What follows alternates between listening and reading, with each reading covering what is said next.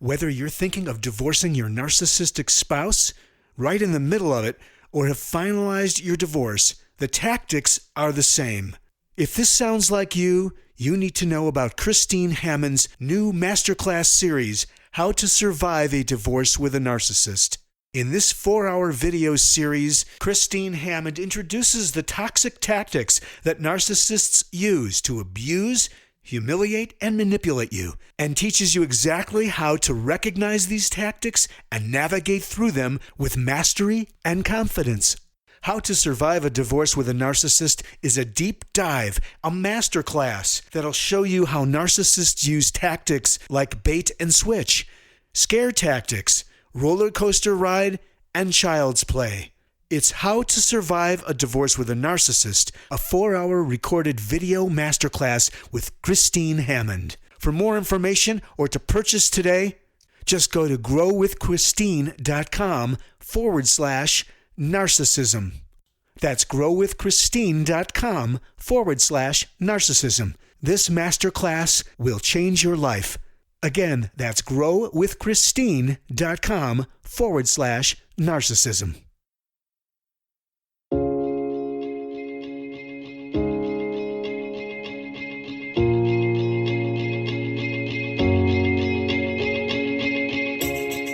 This is Understanding Today's Narcissist. Brought to you in part by PsychCentral.com. And now here's your host, Christine Hammond. Hi, and welcome back. Today we're going to talk about the 6 different ways that a silent treatment is abusive. So you may have heard of what a silent treatment is. That's when somebody doesn't talk to you for a period of time and they literally go silent. They may snub you, they may be in front of you, they may even turn their back on you. You might ask them a question and they might refuse to respond. They're just giving you the silent treatment. I have seen this go on for anywhere between a couple of hours to literally almost years, where someone won't talk to you at all for whatever reason. Now, this is not the same thing as having set boundaries with somebody who's a dangerous person. Let me make sure that we're clear on that. There are people that are dangerous for which you shouldn't have any contact any longer, or people who have hurt you or harmed you in some kind of way. That's not what this is. This is using the silent treatment as a way to abuse or manipulate somebody else. So the desired outcome is to get them to do something in the end. That's the biggest difference. Whereas when you set a boundary of not talking to someone, there is no ulterior agenda. You're not trying to get the other person to do anything. You're just setting a boundary that's healthy for you. But the silent treatment is done so that you can cause the other person to do something. So there's the difference. I want to make sure we're clear about that before we go ahead and get started. So let's talk today about Matt. Matt knew that he messed up, but he just wasn't quite sure how. His wife's complete silence towards him over the last few days was a signal that he had made some kind of mistake. The problem was, according to his wife, Matt made daily errors in judgment. So he's completely in the dark. Did he drink too much at his wife's office party? Did he say something that was embarrassing? Or perhaps she was upset over the new pile on the kitchen counter. Could it be that he spent too much on groceries because they're trying to eat healthily? Or did she see his sarcastic text message to a friend about how he was in the doghouse with her again? Normally, Matt would just confess to everything and anything and apologize and beg her to start talking again. He hated her silence. She would reluctantly accept his remorse, lecture him about the incidents, and then slowly re-engage. Unfortunately, within a couple weeks, the same cycle would repeat. But not this time. This time, Matt had enough. He was done being treated like a child. He began to see how she used silence as a way to control his behavior and get him to accept excessive responsibility. At the beginning of their relationship, he saw her non-communicativeness as sophistication. Now he saw it as manipulation. But he needed to understand this subtle abuse tactic better. So here are the many ways that the silent treatment is used to abuse others.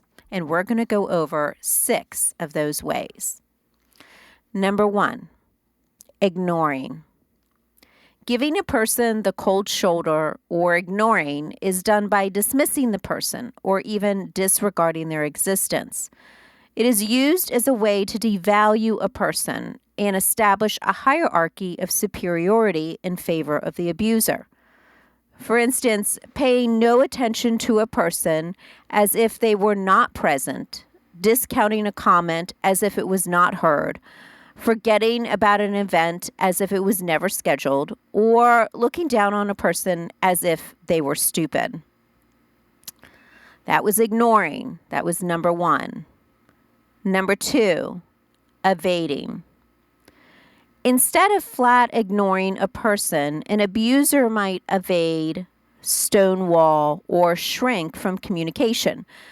This is done by giving one-word answers to open-ended questions, refusing to look in the eyes of a person when they are talking, giving vague responses when asked for specifics, mumbling under their breath, or deflecting a response by changing the subject. An abuser uses these tactics to render a conversation meaningless and cause the victim to feel dismissed. That was evading. Number 3, subverting. This is done to undermine a person's power and put them in a state of destabilization where they are unsure of themselves. This looks like no acknowledgement of quality work, blindly removing areas of responsibility, resetting expectations without informing, or quietly sabotaging any success. In most cases, this is done in a cunning and crafty way that the victim is unaware of the shift until it is too late to handle. That is subverting. Number 4, rejecting.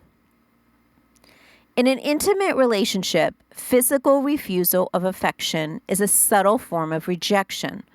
This can be done non-verbally by pulling away from touch, turning a cheek when being kissed, moving further away when physically close, and giving non-responsive hugs. It also includes not engaging in sexual behavior, minimizing the importance of sexual contact, and snubbing any type of intimacy. Number 4 was rejecting. Number 5, quarantining. Quarantining or isolating is a form of physical and mental abuse where a person's social activity is restricted. This is done to cut them off from the family that might rescue them from their abuser. An abuser refuses to engage with extended family to limit where the victim has access. Then the separation is justified by saying, "They don't like me. They're trying to destroy our relationship," or "They don't really care about you." This subtly expands the silent treatment to include the unknowing participants of the victim's family. Number 5 is quarantining. Number 6, shunning. Taken to the next level, shunning involves isolation from an entire community. In this case, an organization, religion, or group of friends is both knowingly and unknowingly engaging in the silent treatment. The abuser accomplishes this by going to the group of individuals and spreading lies or rumors about the victim.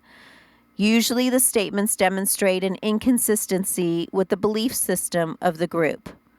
For instance, the abuser might say to a religious organization that the victim no longer believes in God, or that their behavior is not consistent with the believer. This puts the victim in a defensive position where they cannot recover easily. Let's review real quickly the 6 different ways that silent treatment is abusive. Number 1, ignoring.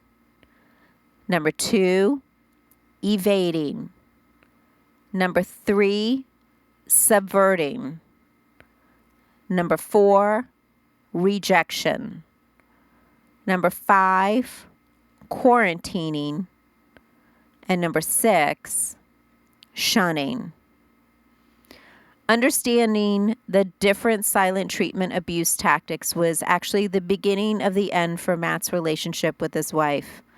Once he fully understood how she manipulated him, his family, and his friends, he decided to leave. Remember, the silent treatment is just one form of many different types of abuse, but it is often not understood and also misunderstood. It is not the same thing, however, as setting a boundary that is healthy with somebody who is damaging or hurtful to you. So just remember what this looks like so that you will know in the future when you are being the victim of the silent treatment. Thanks for listening to Understanding Today's Narcissist with Christine Hammond.